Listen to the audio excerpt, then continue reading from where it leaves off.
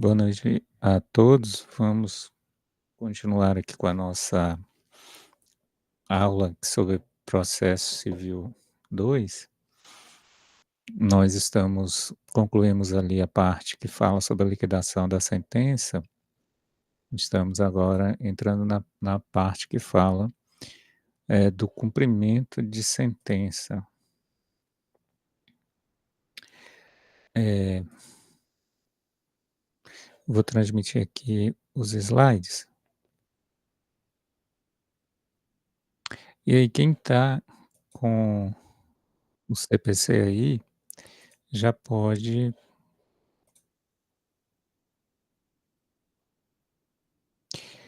Quem está com a CPC aí já pode, consultar, eh, o artigo 513 e seguintes. Vou também abrir aqui.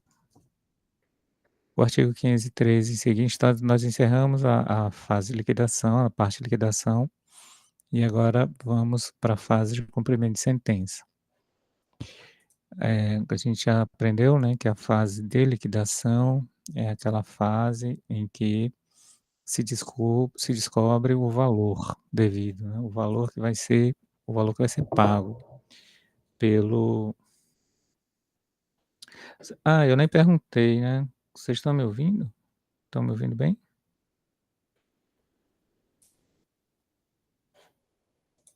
Estão me ouvindo? Isso, né? Ok. Obrigada. Obrigado aí, Flávio. Ana Luísa, obrigado.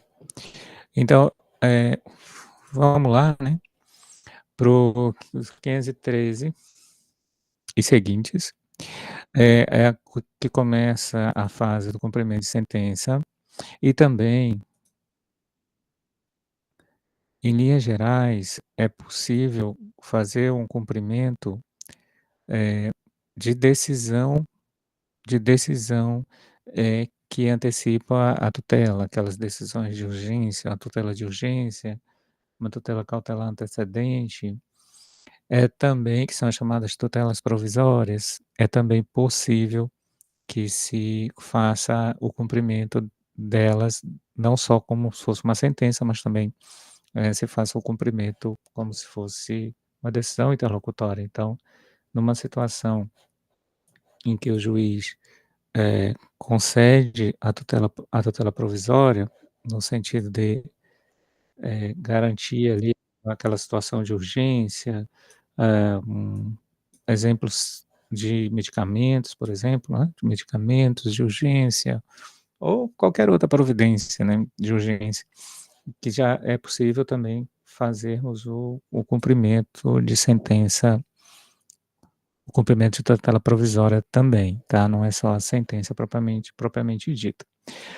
Havia uma discussão se, o procedimento de cumprimento de sentença deveria ser um procedimento autônomo ou apenas uma etapa do processo. E aí, no final das contas, havia essas diferenças de, posicionamento. A a autonomia das ações dizia que, eh, eram diversos os procedimentos. O procedimento de conhecimento era um, o procedimento de execução era outro, então o devedor teria que ser citado novamente para a fase do outro processo, que é a fase do processo de execução ou cumprimento de sentença. Hoje, e também existia o outro sistema, que é diferente desse autonomia das ações, o outro sistema do sincretismo processual, em que é um mesmo processo e apenas há uma etapa diferente. A etapa do cumprimento de sentença não é um novo processo, então não precisa haver a citação do réu, por exemplo, né. Eh, Agora, quando a gente está falando sobre, execução de um título extrajudicial, a gente sempre tem que lembrar que é um processo autônomo, tá, a citação do réu. Então a citação é o ato pelo qual se chama o réu em juízo para se defender, e ela que fecha e triangula a relação jurídica processual entre autor-réu e o juiz. Eh, No nosso caso, para o cumprimento de sentença, como é apenas uma etapa, o nosso CPC agora, ele adotou o sistema do sincretismo processual. Então é um mesmo processo, apenas é uma etapa, nova, né, que é a etapa do cumprimento de sentença. Por que isso? Porque antes o CPC, original de 73, na sua redação original, era a autonomia das ações, então terminava o processo de conhecimento, e aí começava um outro processo de execução, que era de cumprimento daquela sentença. Isso não existe mais, para nós, a nossa, eh, a nossa doutrina do processo civil já adota esse sincretismo processual e o próprio CPC de 73, eh, já nas reformas mais recentes, antes dele ser revogado, ele já permitia o sincretismo processual como o cumprimento de sentença numa etapa e não um processo novo, tá. Então, se for questionado, por exemplo, na prova, né, qual é o sistema adotado na fase de cumprimento de sentença, é o sistema do sincretismo processual, no sentido de que um processo é único e apenas há uma etapa de cumprimento de sentença. Tanto é que o réu não é citado na fase de cumprimento de sentença, que o réu ele vai se chamar, se ele perdeu a causa, né, ele vai se chamar devedor, e o autor, se ganhou a causa, vai se chamar credor, né. Então, há essa há essa, esse histórico que é importante, né, que vocês conhecerem, que quando se, cumpria uma sentença ou quando se iniciava a execução de um título judicial, eh, o direito brasileiro adotava essa autonomia das ações, né, ou seja, eram 2 ações diferentes, o réu tinha que ser citado novamente. Hoje não é mais assim, como eu falei, desde as revisões, desde as últimas alterações do próprio, CPC, já se adotava essa sistemática de que era uma fase de cumprimento de sentença e não mais uma uma ação autônoma, né. A própria Lei 9.099 também, desde 95, ela já tinha essa lógica do sincretismo, quando se falava de cumprimento de sentença, cumprimento de, título executivo judicial, que por excelência é a sentença, né. Então hoje o que que a gente tem, né, hoje a gente tem, eh, uma fase executiva, uma fase de cumprimento de sentença. O A diferença, a exceção dessa fase de cumprimento de sentença, a gente vai encontrar no 515, parágrafo primeiro, quando a gente estiver falando de título judicial. Então, se você abrir lá o 515, parágrafo primeiro, você vai encontrar algumas exceções a essa regra, ou seja, o nesses casos em que o título judicial que você está executando, que você está fazendo cumprir, ele estiver dentro da hipótese do 515 parágrafo primeiro, vai haver sim a citação do devedor, vai haver um processo autônomo de citação do devedor. Ah, e quais são essas exceções, do 515? Se você olhar aqui o 515 ele traz para gente, deixa eu abrir aqui no Código de Processo, a relação, segundo a lei, dos que quais os documentos que, a lei considera título executivo judicial, né. Então, os títulos executivos judiciais estão aqui no 515, né. Os títulos executivos judiciais, oxe, não está aparecendo aí não, para vocês? Deixa eu ver se está aparecendo o CPC não, né? Ah, agora apareceu. 515, né. O 515 tem a relação de documentos que a lei brasileira, o Código de Processo Civil, estabelece como, títulos executivos judiciais, esse nome aqui, ó, títulos executivos judiciais, tá. O que que são os títulos executivos judiciais? São aqueles títulos que você pode são aqueles documentos que você pode dar início à fase de cumprimento de sentença. Quais são, eh, esses documentos, né? As decisões proferidas no processo civil que reconheçam a exigibilidade ou a obrigação de pagar a quantia certa, de obrigação de fazer, obrigação de não fazer ou de entregar coisa. Por excelência, a sentença é isso, né? A sentença eh, ela vai condenar alguém, via de regra, a cumprir uma obrigação, ou é uma obrigação de pagar, ou é uma obrigação de fazer, ou de não fazer, ou de entregar a coisa certa. Bom, por excelência é a sentença, né, é a decisão que obriga a essa obrigação. Outra situação, né, qual é um documento jurídico que te autoriza a ingressar com a fase de cumprimento de sentença. Uma decisão homologatória de uma autocomposição judicial. Então imagina o que que é uma autocomposição judicial. As partes entraram com um processo litigioso e no curso da ação, obrigatoriamente pelo 334, o juiz vai ter que encaminhar as pessoas para uma audiência de mediação ou de conciliação.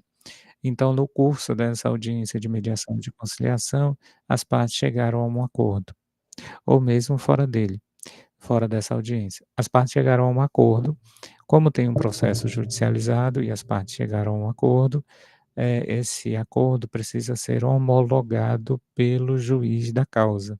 Então, o juiz vai fazer uma decisão homologatória, uma sentença homologatória daquele acordo.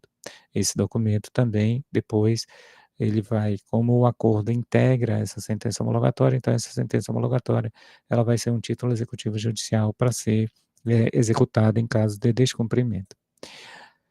Outra decisão que também tem o título executivo judicial, a decisão homologatória de autocomposição extrajudicial de qualquer natureza, ou seja, as partes entraram em um acordo extrajudicial, elas mesmas negociaram o conflito, entraram em ajuste e pediram em uma petição conjunta que o juiz homologasse, é o chamado acordo extrajudicial, aquele acordo que é feito fora do processo, e as partes só pedem que o juiz homologue.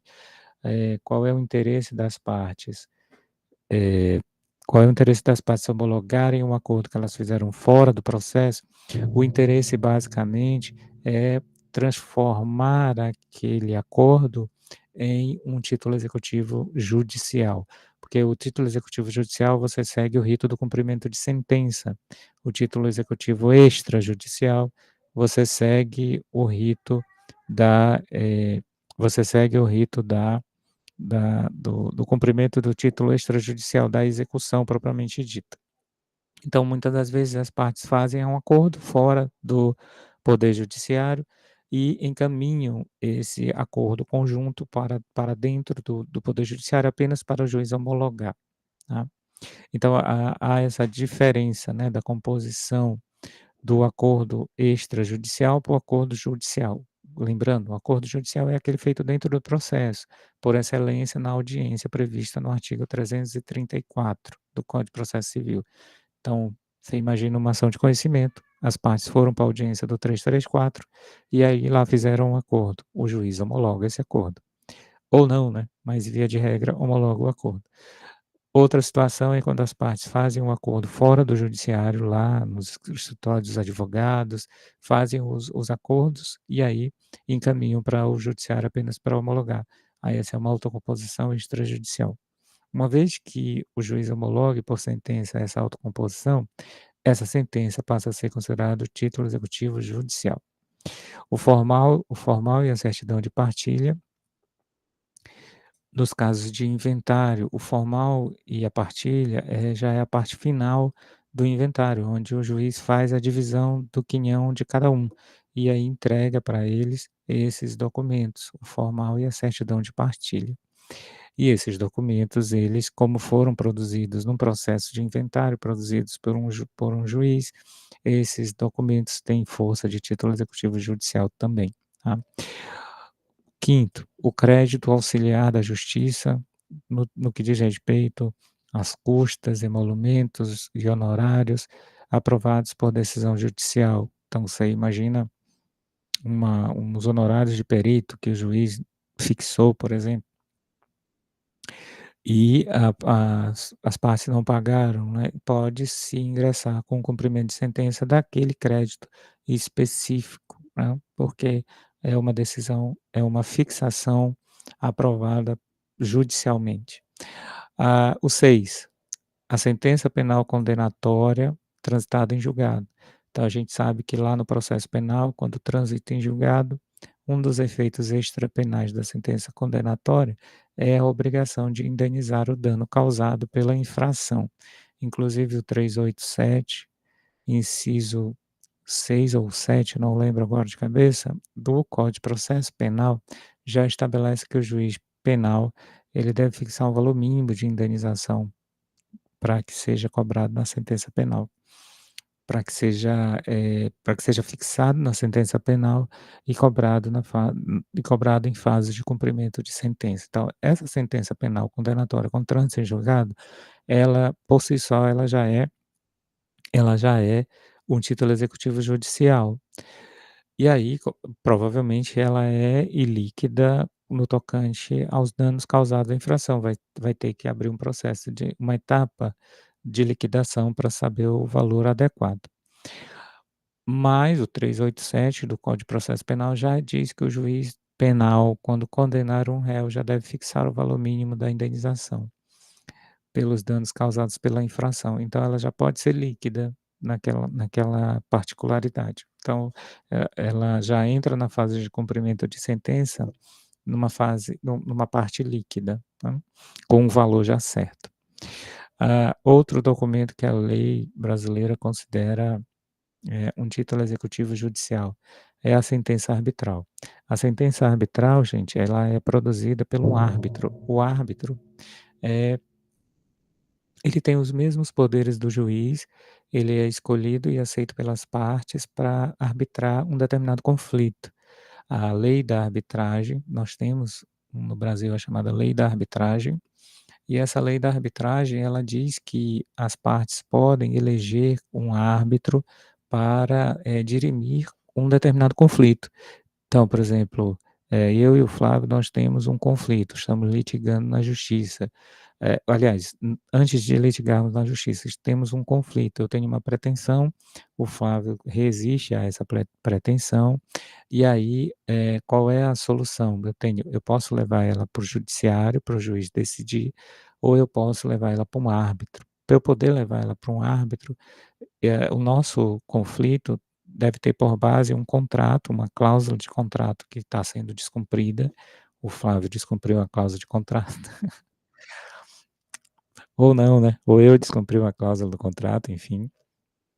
E aí, eh, nesse contrato que nós assinamos, tem uma cláusula compromissória, uma cláusula que diz que qualquer litígio decorrente deste contrato deve ser encaminhado para arbitragem.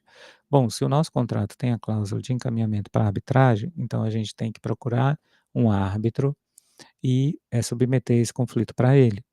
Basta que eu e o Flávio, nós 2 estamos no conflito decorrente daquela cláusula do contrato, basta que nós aceitemos o árbitro. Então ele aceitou o árbitro, eu aceitei o árbitro, pronto, aí está instaurada a arbitragem. Instaurada a arbitragem, o árbitro toma todos os poderes como se fosse um juiz.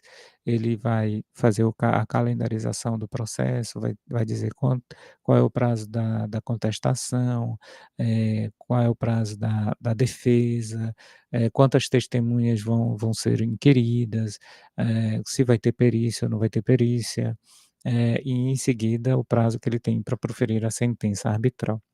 Uma vez proferida a sentença arbitral, ela tem valor jurídico igual, equivalente ao da sentença do juiz. Ela é um título executivo judicial. Onde é que eu encontro um árbitro, né? E via de regra, eu encontro um árbitro nas câmaras de arbitragem ou câmaras de mediação e arbitragem.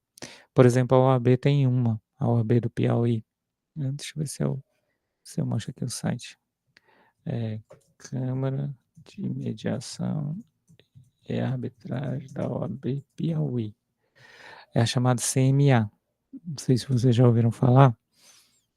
Eu acho que alguém estava falando comigo uma vez que iam tentar fazer uma liga de arbitragem na UFP, né. Não sei se era liga de mediação e arbitragem ou se era uma liga de arbitragem. Vocês sabem se essa ideia foi para frente? Eu não fiquei mais sabendo. Alguém ouviu falar alguma coisa sobre?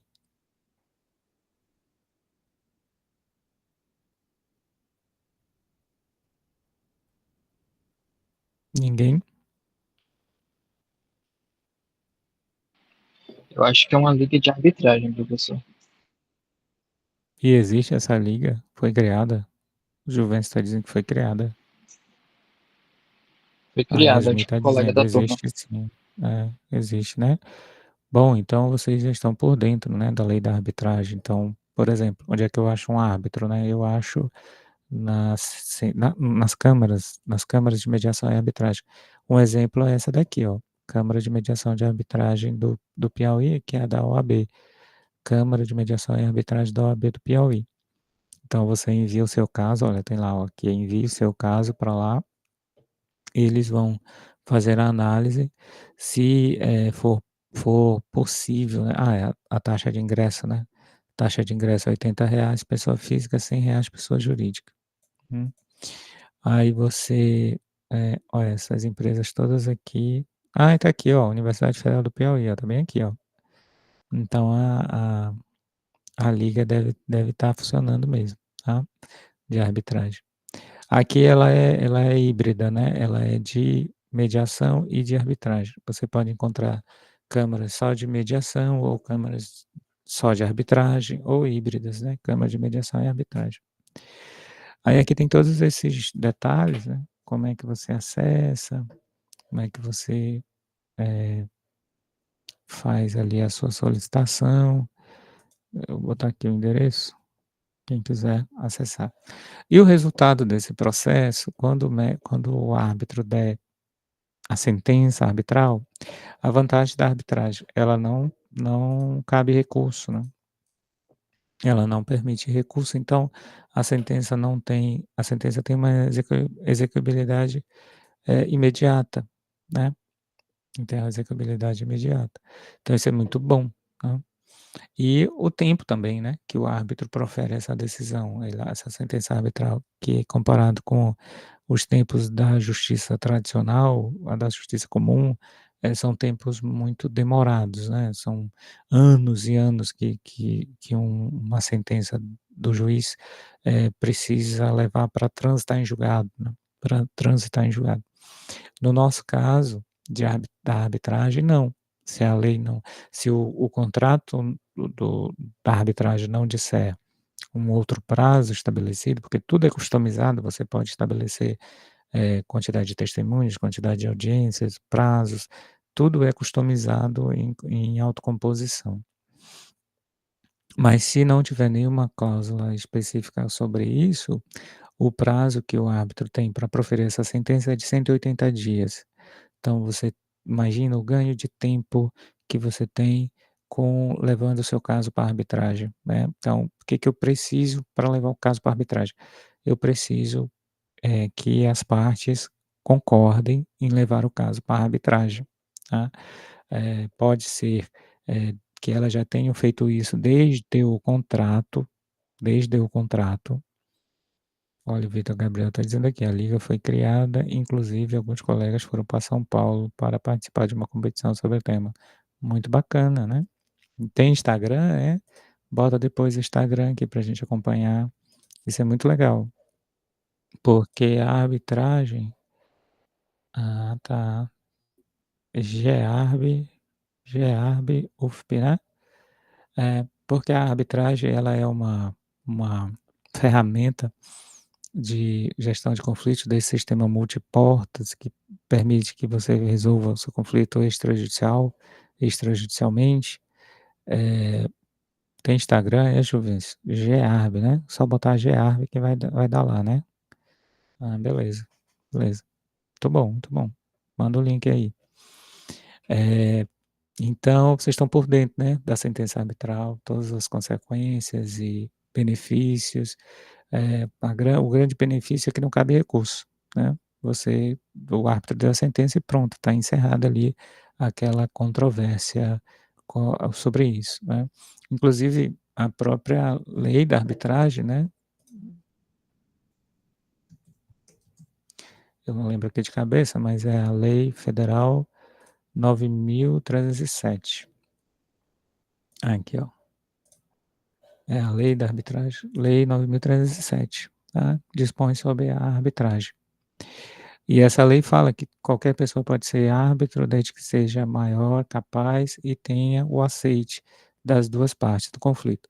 Via de regra, eles vão submeter, via de regra, quem utiliza a arbitragem geralmente são empresas, porque elas não têm tempo a perder, elas não têm como esperar 4, 5 anos de uma decisão de um juiz. Então elas levam o caso para a arbitragem, porque a decisão é muito mais rápida, muito mais célere e com menos possibilidade de recurso, né. Então isso é um atrativo muito grande, né. Fora a questão do sigilo também, né, a lei as causas que são submetidas à arbitragem, elas são sigilosas, né, confidenciais, enquanto que as causas submetidas a um processo comum na justiça, elas são em regra públicas, né, elas são divulgadas, né, elas são então, muitas das vezes tem documentos sensíveis das empresas, né, balanços, coisas que vão mostrar, por exemplo, a saúde da empresa, a saúde financeira da empresa, que de repente não é importante ou não é conveniente que isso seja publicizado, né, e no processo judicial essas coisas são de regra pública, né. Então a lei da arbitragem, ela vai gerar, no fim das contas, quando terminar esse procedimento, ela vai gerar uma sentença arbitral. E essa sentença arbitral vai ser, executada, como cumprimento de sentença, como título executivo judicial.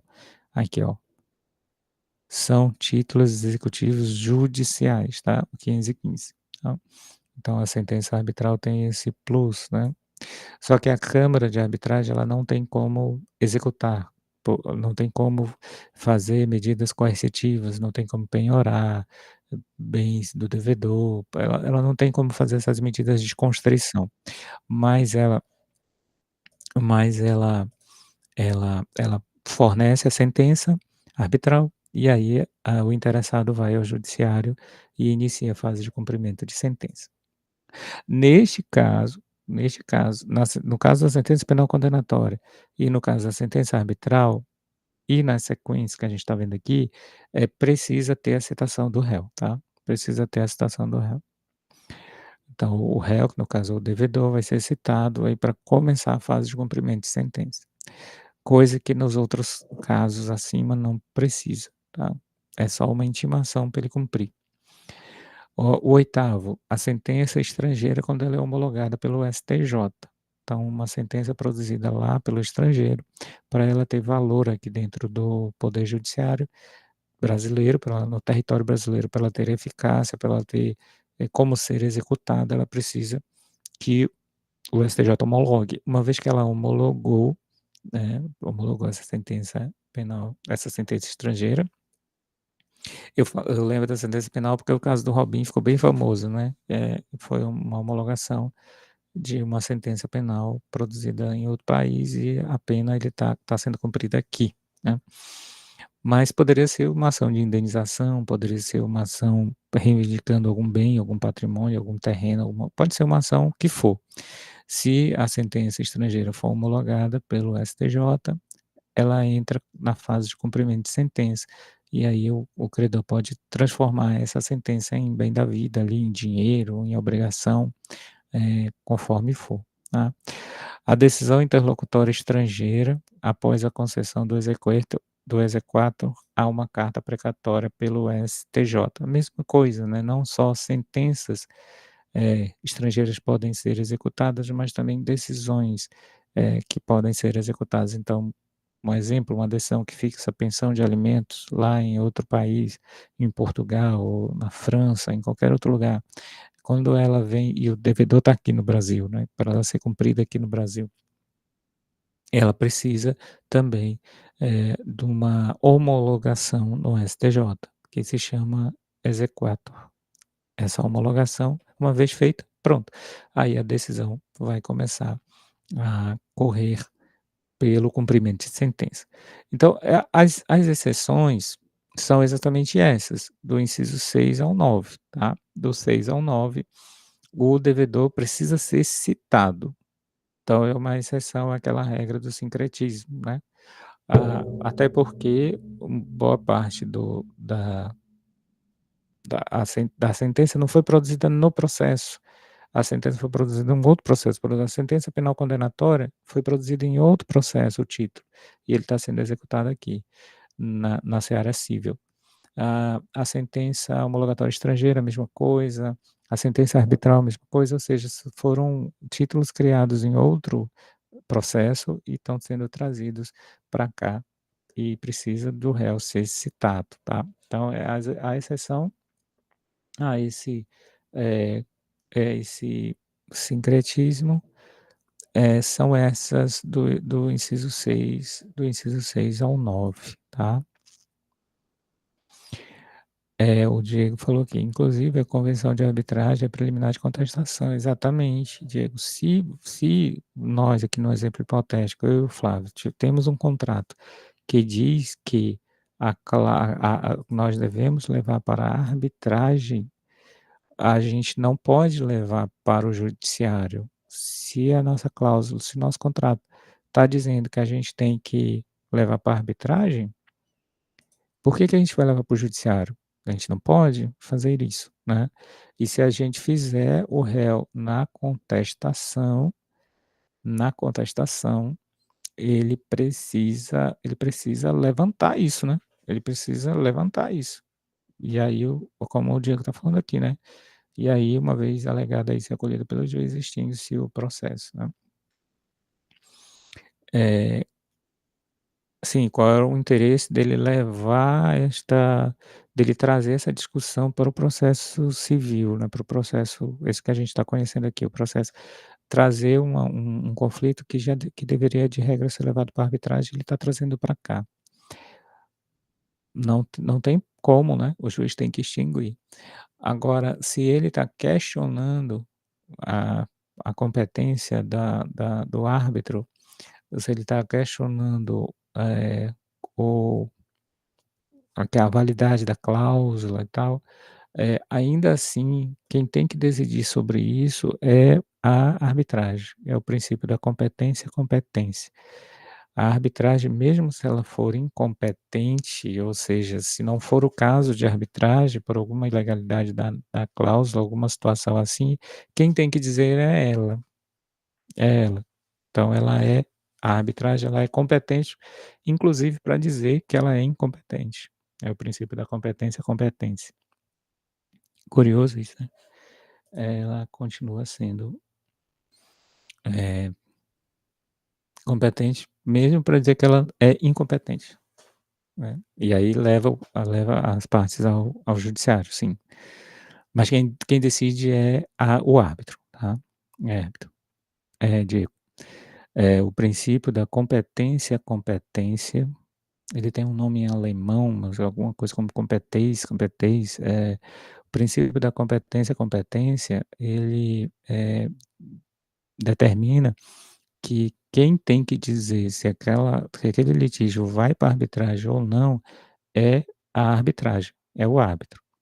E se ele for incompetente, e se ele concluir que não é o caso de arbitragem, ele pelo menos ele tem essa competência de dizer isso, que ele é incompetente. É o princípio da competência, competência. Ele tem que ter pelo menos a competência de dizer que ele não é o competente. Quem tem que dirimir é a arbitragem, tá. Então você traz para o judiciário vai dizer que não, quem tem que dirimir é a arbitragem, é ela lá que tem que dizer se ela é competente ou não.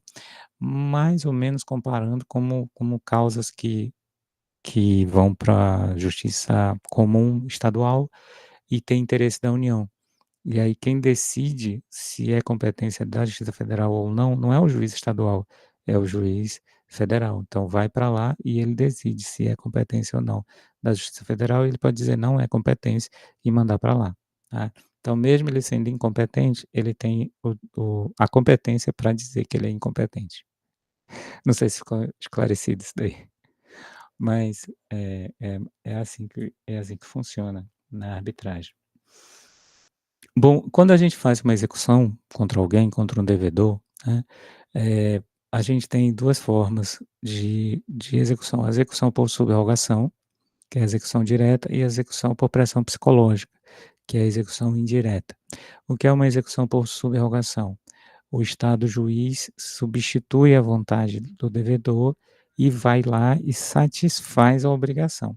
Então, por exemplo, eu e o Flávio estamos aqui num litígio, né, o Flávio não pode, eh, pegar, meter a mão no meu bolso, pegar a minha carteira e pegar o dinheiro, que é o crédito dele. Ele não pode fazer isso, não pode fazer justiça com as próprias mãos. Mas é quem pode fazer isso? Quem é que pode penhorar o dinheiro que eu tenho na minha carteira, por exemplo? Quem é que pode penhorar algum bem que eu tenho para pagar o Flávio?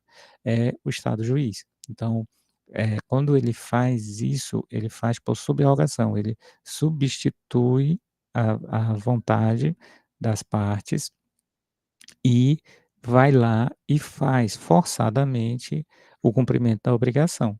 Então, por exemplo, um caso de penhora, o oficial de justiça vem na casa do devedor, vai fazer penhora de algum bem, vai ser vendido em leilão, tá, vai ser vendido em leilão, eh, precisa fazer uma busca e apreensão, ele está dilapidando o patrimônio, ele está escondendo o patrimônio, então você faz uma coisa chamada arresto, você faz uma apreensão daqueles objetos antes que eles se esva se es se esvaem, ou seja, que eles sumam, que desapareçam, porque o devedor pode estar com esse propósito de esconder os bens.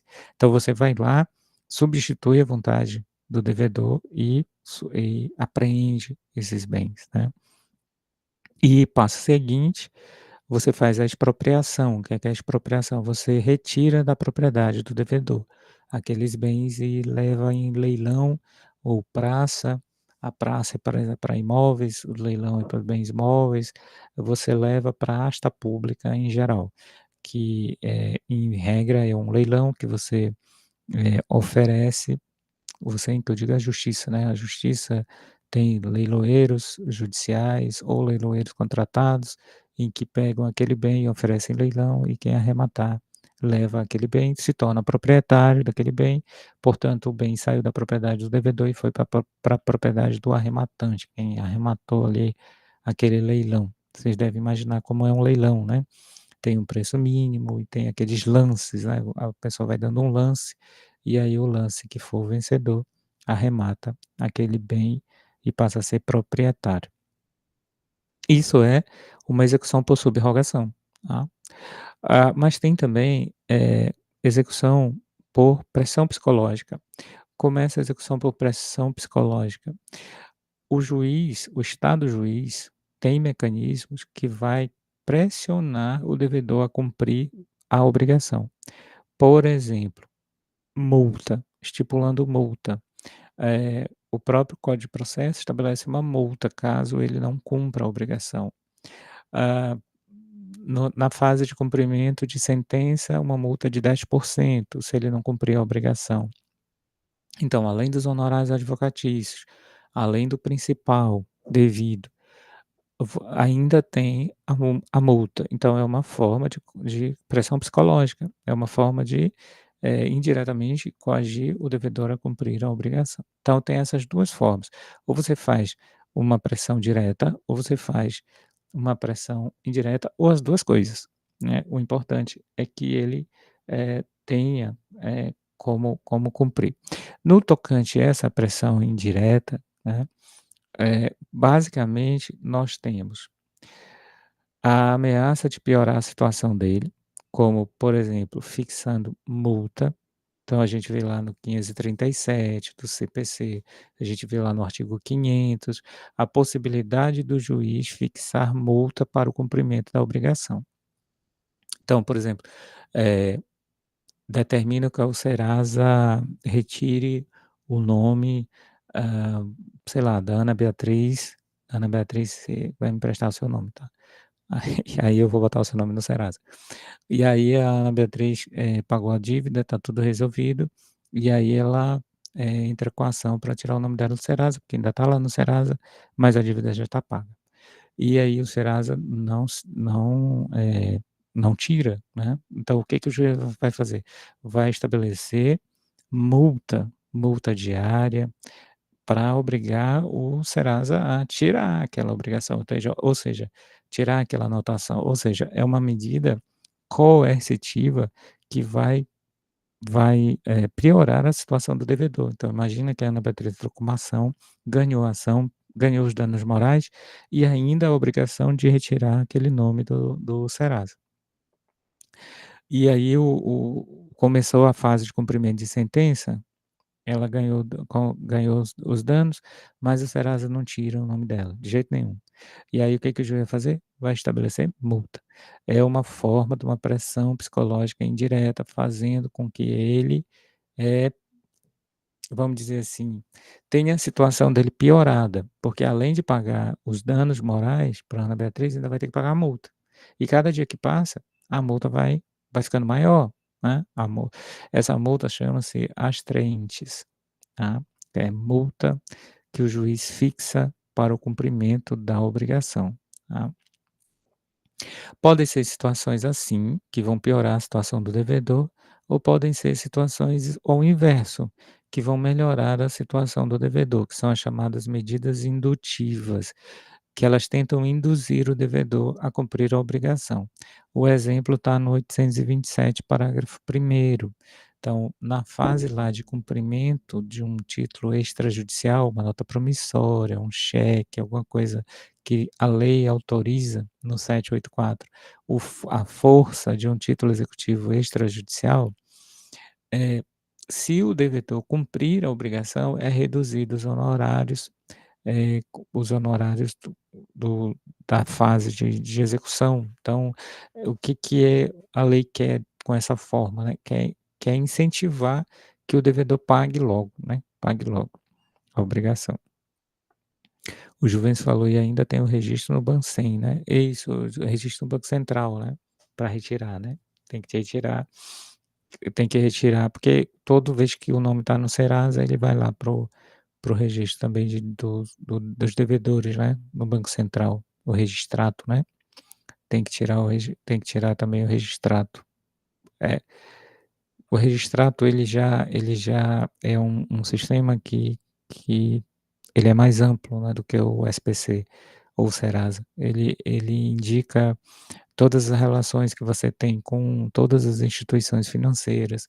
Então, se você tem cartão de crédito, ele indica, se você tem empréstimos, ele indica, e ele indica se você emitiu cheque sem fundo, se você tem débitos com as instituições financeiras, ele indica também. Então, o Registrato ele é mais amplo, ele é maior do que o Serasa. Quando você tira do Serasa, na sequência ele sai do Registrato, não tem não tem por que ele continuar lá, né, porque quem fornece aquelas informações são os bancos, e aí você já pagou a sua dívida para com o banco, então não tem não tem por que estar lá, né. Mas sim, ainda tem mais essa, né, ainda tem essa questão do Resistrato. A gente tem uma pressão psicológica muito, muito forte aqui, que é a prisão civil, né. A prisão civil, ela é possível na nossa legislação para o caso de pensão de alimentos. Caso haja, um título executivo judicial fixando alimentos, ou uma sentença definitiva fixando alimentos, ou uma decisão interlocutória fixando alimentos, que é aquelas decisões, de tutela provisória, que também podem ser executadas por cumprimento de sentença, junto com a sentença. Quando você tem esse cenário que tem uma decisão judicial fixando alimentos, a nossa lei civil, o nosso Código de Processo Civil, autoriza a prisão civil do devedor de alimentos. Está lá no artigo 528 do Código de Processo. É uma forma psicológica de, forçar o devedor a cumprir a obrigação. Então, se ele não cumprir a obrigação, segundo o 528, parágrafo 8º, você pode conferir aí no seu CPC, o juiz vai ordenar a prisão do devedor, tá? Um dia desse eu estava fazendo audiência de custódia, eu não sei quem é que estava assistindo. Audiência de custódia, um de vocês, eu acho que estava Eu assistindo. participei, professor. Participou, né? Diego participou. Aí teve uma prisão civil. Teve uma prisão civil. Não participei Não, dessa daí, não. não foi não, né? Não foi essa, não. Teve uma prisão civil, que aí o mandado foi exatamente nesse caso aí do 528. A pessoa devia pensão de alimentos e foi, parece-me que ela foi parada numa blitz. Ela foi parada numa blitz e aí consultaram o nome da pessoa e descobriram que ela tinha um mandado de prisão no Banco Nacional de Mandados. Aliás, se você quiser saber se você tem um mandado de prisão, você pode fazer a consulta pública, tá? Aqui, ó. De repente, né? De repente, você tem um mandado e nem sabe, né? No site tem o portal do Banco do Banco Nacional de Mandado de Prisão, né? Banco Nacional de Mandado de Prisão. Aí você acessa esse Banco Nacional de Mandado de Prisão e põe o nome da pessoa, tá? Deixa eu ver se eu consigo abrir aqui para mostrar para vocês. Aí foi exatamente isso que aconteceu com essa pessoa, né? Ela foi parada numa blitz e aí consultaram no Banco Nacional de Mandados de Prisão, botaram o nome da pessoa bem aqui, ó, nome da pessoa. E aí, eu vou botar o meu aqui para ver se tem algum mandado de prisão. Você pode fazer esse teste, tá? Colocar qualquer nome, tá? E aí, se tiver um mandado de prisão, vai aparecer aqui. No meu caso, para a alegria geral da nação, né? Talvez não, né? Senão vocês iam ficar sem aula, né? Esse semestre. Não foram encontrados mandados de prisão, tá? Então, você, as meninas que estão conhecendo aquele rapaz, né? É bom fazer essa pesquisa, né, Ana Beatriz? Fazer a pesquisa para conhecer se o rapaz tem. Diogo, tu ri, é? Tem gente aí, ó. Esse rapaz, ele parou na Blitz, né? E aí ele estava com a esposa dele, e aí foi consultado o nome dele no Banco Nacional de Mandado de Prisão, foi atestado que ele tinha mandado de prisão. Tá? E aí ele foi preso, Aí, né? professor, o Diogo Oi. tá pedindo pro professor atestar o nome dele. O Diogo quer que eu teste? Não. Assim, eu vou botar aqui o site, você teste na sua privacidade aí, direitinho. Não foi eu, Vai não, foi o que, né? Diogo. Ah, o Juventus, né? Que é o Juve.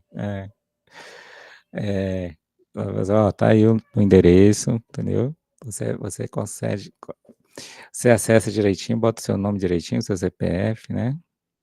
Ah, cuidado, né? Quem tem um nome muito comum pode ser homônimo, tá? E aí tem que regularizar isso daí, né? É uma chance pequena de acontecer, né? Mas pode acontecer. Como eles pedem o CPF, né?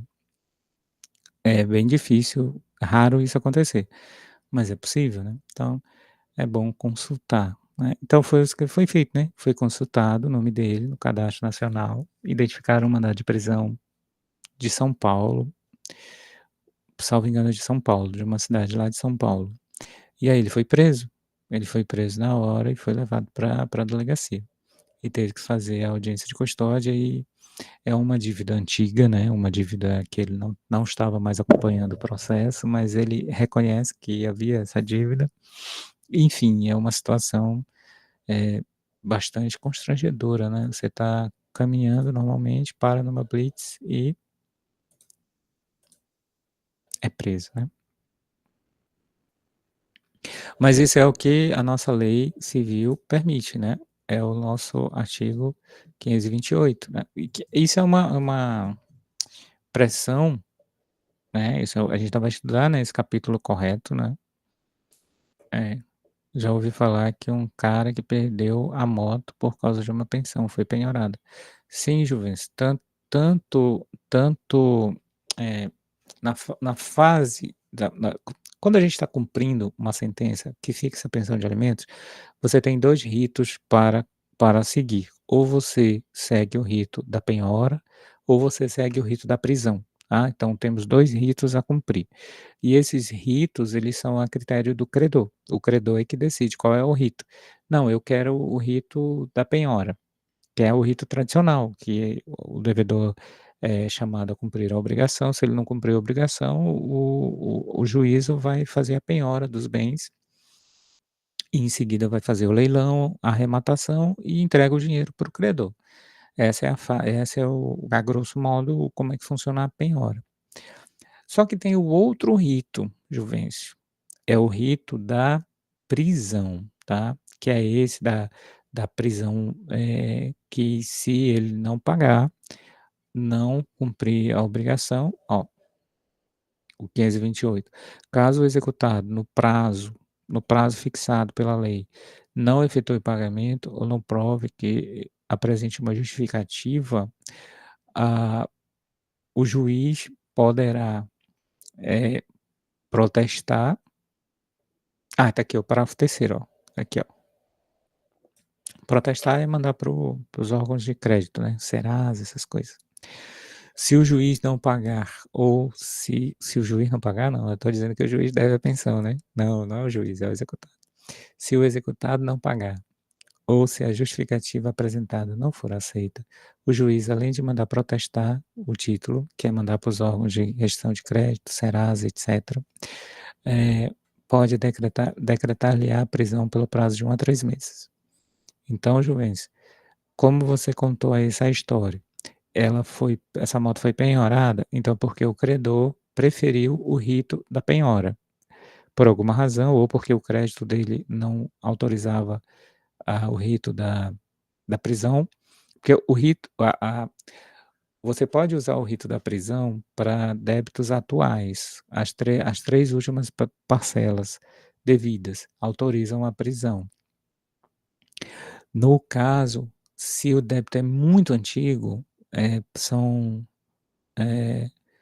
de mais do que 3 meses atrás, são de 6 meses atrás, 1 ano atrás, 2 anos atrás, etcétera, esse crédito não pode ser veiculado pela fase de prisão do 528, tá. Ele tem que ser pela fase da penhora. E aí dá isso aí que você viu, né, ele pode ter os bens penhorados, arrematados, leiloados e o dinheiro entregue para o credor, tá.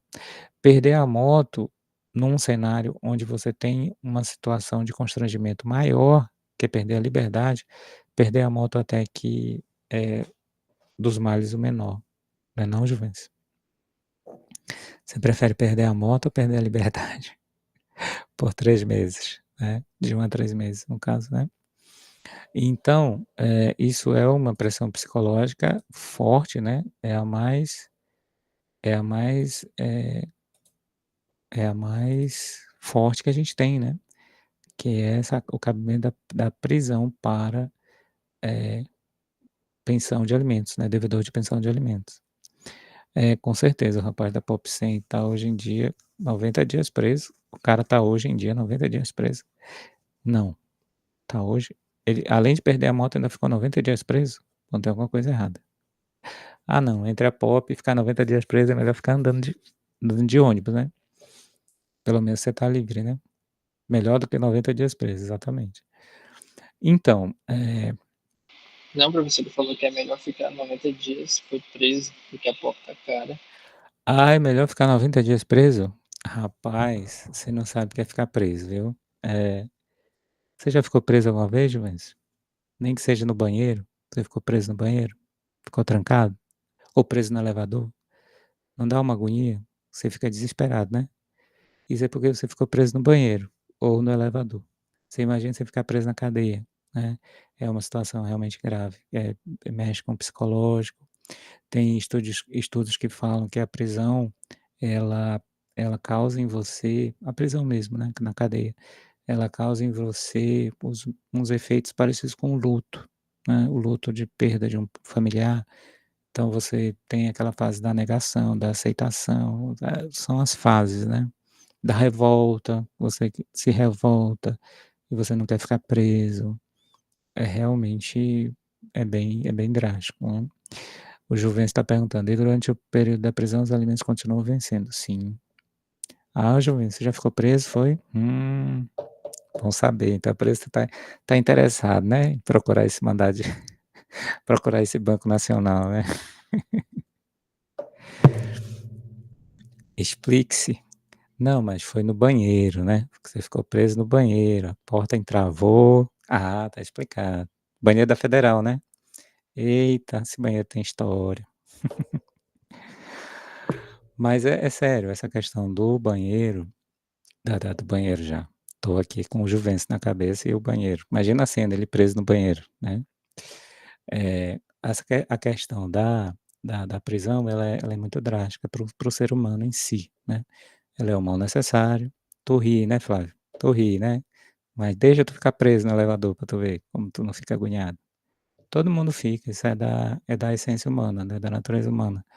E e e imagina ficar 3 meses preso, né, sem poder ter a liberdade de ir e vir, então é bem complicado isso, e ainda mais por uma dívida civil, né. Quando você comete um crime, você está meio que esperando que vai ter uma repressão do Estado, que vai ter uma consequência, que você pode, eh, perder a sua liberdade, você está ciente daquelas consequências. Agora, uma prisão civil, que é uma situação que é excepcional, né, é muito muito complicado, né. Você não praticou crime algum, mas no entanto você está lá, preso, né. Bom, aí tem algumas anotações aqui interessante, né, então o credor é uma pressão psicológica forte, né, somente é cabível em caso de pensão de alimentos decorrentes do parentesco, então porque tem outros tipos de alimentos que não decorrem do parentesco, por exemplo, numa sentença penal condenatória que fixa o dano lá, o pagamento de uma pensão à família da vítima, por exemplo. Então, uma pensão a título de alimentos, mas não são alimentos decorrentes de parentesco. Então não serve para esse rito, né, de prisão civil. Então só tem direito a esse rito de prisão civil os alimentos, decorrentes de parentesco, da relação de parentesco, pai para o filho, que é o mais comum, né, do pai para o filho.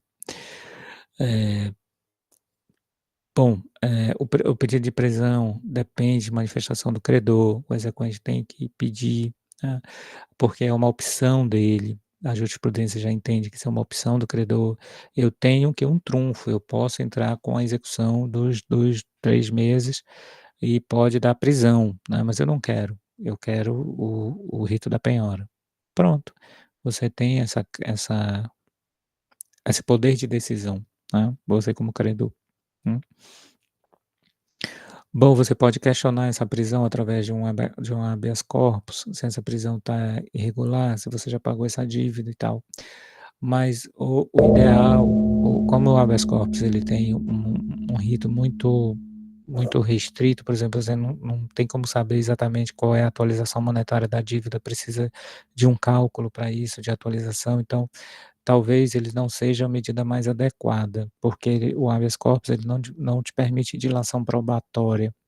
Já o agravo de instrumento seria a medida mais adequada para que, fosse questionado alguma irregularidade com relação à prisão, né. Mas a jurisprudência admite tanto um quanto o outro, tanto você ingressa com HC, quanto você ingressa com agravo de instrumento.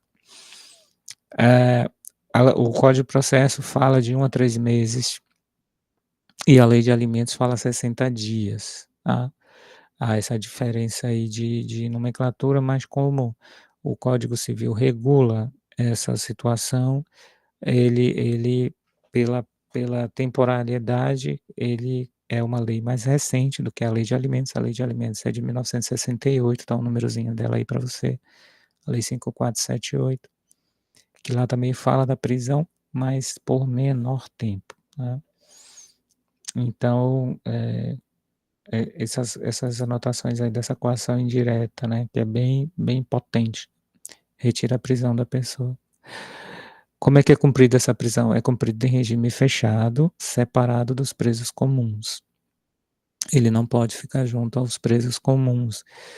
E o regime é fechado, ou seja, ele não tem benefícios, porque uma pessoa que está cumprindo pena criminal mesmo, pena de prisão, vocês já ouviram falar que ela tem vários benefícios. Ela tem progressão de regime, elas têm benefícios de saídas temporárias, saída no Dia dos Pais, Dia das Mães, Dia das Crianças, Natal, e uma série de outros benefícios, remissão pela leitura, remissão pelo trabalho.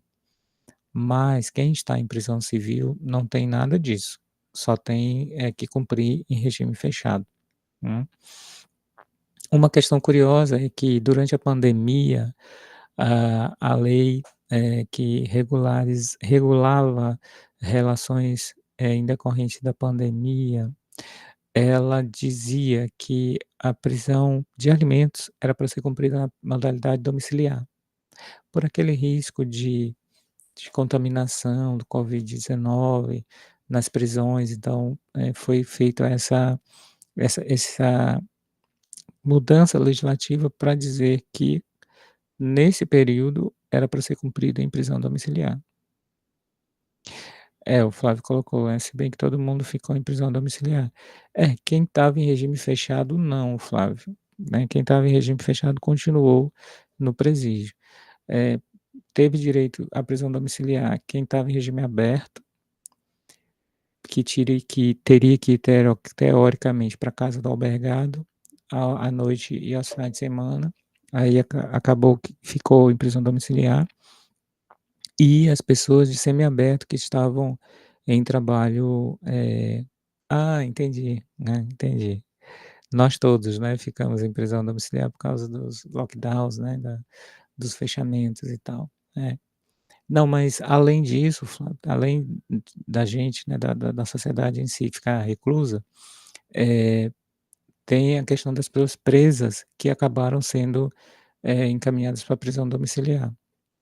Justamente quem estava em regime aberto e quem estava em regime semiaberto com trabalho externo, algum benefício, porque não sei se vocês sabem, mas as pessoas que estão cumprindo pena de prisão em regime semiaberto, elas têm direito a trabalhar ou estudar durante o dia e retornar ao presídio durante a noite. Tem trabalho externo, chamo também trabalho extramuro, então é possível, e essas pessoas acabaram ficando em prisão domiciliar também, né. Como eu falei, o rito da prisão só autoriza as 3 prestações anteriores à propositura da ação, e detalhe, né, todas as que se vencerem no curso do processo. Então, as 3 anteriores, mais todas as que se vencerem no curso do processo. Então, se o processo demorou 6 meses, é as 3 anteriores, mais as 6 que se venceram no curso do processo. Se o processo levou 1 ano, é as 3 anteriores à propositura e mais 12, pensões que venceram-se no processo. Então, às vezes ficam dívidas, assim, absurdas, né, dívidas muito grandes, né, porque a lei fala exatamente isso, né. Isso, já vi gente devendo mais de 14.000 só pelo rito da prisão civil, exatamente. Justamente por causa disso, né, porque são as 3 meses anteriores e mais todas as que se venceram no curso do processo, né. E aí gera essas situações realmente, né. E aí se a pessoa não pagar, Juvens, eh, ocorre a prisão sucessivas, porque você sai da prisão e continua devendo, o credor executa, o juiz manda você justificar, você não justifica, e aí prisão novamente. E assim sucessivamente, até pagar a dívida. Coisa estranha, né, a pessoa ficar presa, né. A outra coação indireta muito forte no nosso direito, mas nem se compara com prisão, é os astraentes.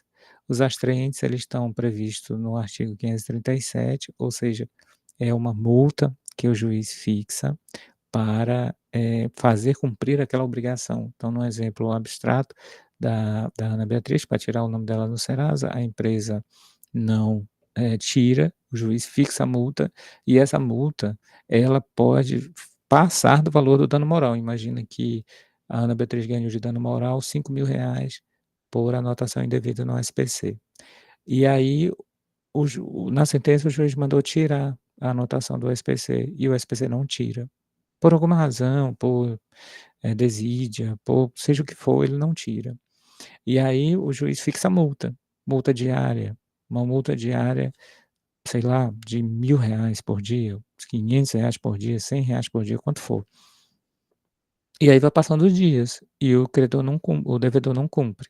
E essa dívida vai aumentando, tá, essa dívida vai aumentando. E aí pode ultrapassar o valor do principal, que era do dano moral, tá. Isso é possível. Então, esses astraentes, eles são uma forma de uma pressão psicológica do devedor para ele cumprir a obrigação, tá. Eh, algumas anotações sobre o astraentes, né, a multa não precisa ser diária, pode ser multa semanal, multa mensal, multa por hora de descumprimento, dependendo da situação, em casos urgentes de o juiz manda o plano de saúde, eh, o juiz manda o plano de saúde, conceder uma UTI para o consumidor, para o cliente. E aí não adianta botar uma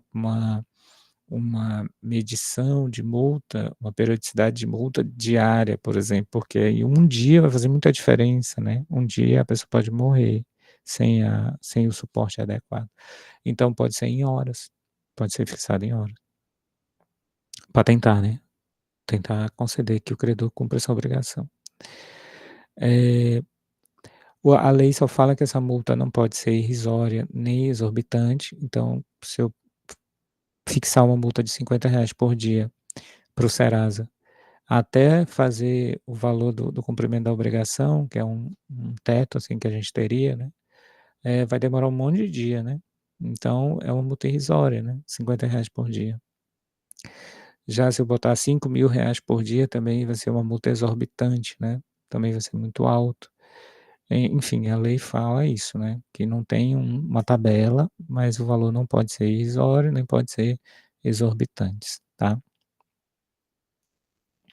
Não há vinculação com o valor da obrigação, então ele pode estar maior do que o valor da obrigação, ela não ela ele não necessita estar, baseado no valor da indenização. Nesse exemplo aí da Ana Beatriz, a multa não poderia estar fixado no teto de R$ 5.000, que seria o principal, né, ela pode ultrapassar esse teto, não há problemas. E nos juizados, elas não estão limitadas ao valor de 40 salários mínimos, então elas podem ultrapassar e muito o valor de multa. Uma vez eu vi um processo que tinha uma multa, eu acho que era R$ 80.000, uma multa no juizado, né, que era algo em torno de R$ 80.000 por causa da salvo engano era essa questão de retirada de nome do cadastro de crédito, né, cadastro de crédito. O Flávio Vinícius colocou aqui: "Fica numa hora separada dos preços comuns". É isso que a lei diz, Flávio. Nós sabemos que o nosso sistema penitenciário, conforme declaração do Supremo, ele está, padecendo do chamado estado de coisas inconstitucional. Não sei se vocês já ouviram essa expressão, estado de coisas inconstitucional. Então, o sistema prisional está numa situação de calamidade, uma situação grave. E uma dessas situações é o descumprimento da lei. Então, Flávio, a lei diz que ele tem que ficar separado dos preços comuns, isso está bem claro no artigo 528, parágrafo 4º, que a gente viu aí, né, 528, parágrafo 4º. Ela é separada dos preços comuns. Mas uma das situações que fez o Supremo declarar estado de coisas inconstitucional no sistema prisional foi justamente o fato dele estar incompetente em cumprir as leis. A lei lá de execução penal, que dá os direitos do peso, etc, etc. Então sim, Flávio, ele deve ficar em salas separadas na lei. Na vida real, eu não vou saber te dizer, vai depender do presídio. Tem presídios que são estruturados, são organizados, cumprem a legislação, são meio que ilhas de excelência, e tem presídios que são um verdadeiro caos, que já sofreram intervenção da justiça, que já sofreram paralisação para não poder mais receber presos naquele estabelecimento, enfim. Não sei te dizer, qual é a realidade de Teresina ou, de outra cidade, precisa ver um caso concreto, né. O juiz pode alterar o valor da multa e a periodicidade, se ele está observando que não está surtindo efeito, ele pode aumentar o valor, né, pode diminuir o valor quando ele identificar que há enriquecimento ilícito, então no caso lá da Ana Beatriz, a multa diária, imagina, foi 1 ano a R$ 1.000 diários, então R$ 365.000, 365 dias, não é isso? Que o ano tem? 365. Então já foi R$ 365.000, né. É a toda evidência, Ana Beatriz, uma situação de exorbitância. Você estaria se enriquecendo ilicitamente, vamos dizer assim, sem causa. Seria um enriquecimento ilícito. E aí isso também o juiz não vai poder permitir.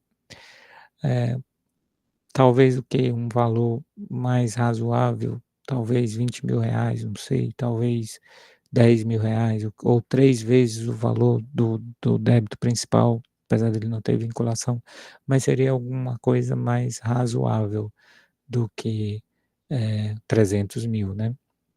Mas enfim, né. Se for você não vai achar ruim, né, 365.000, né, por uma anotação no Serasa, né.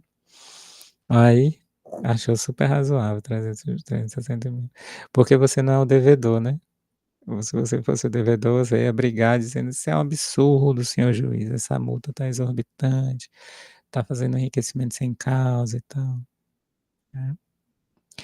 Você pode entrar com uma exceção de pró-executividade para questionar essa multa, né, para dizer que ela está exorbitante e tudo.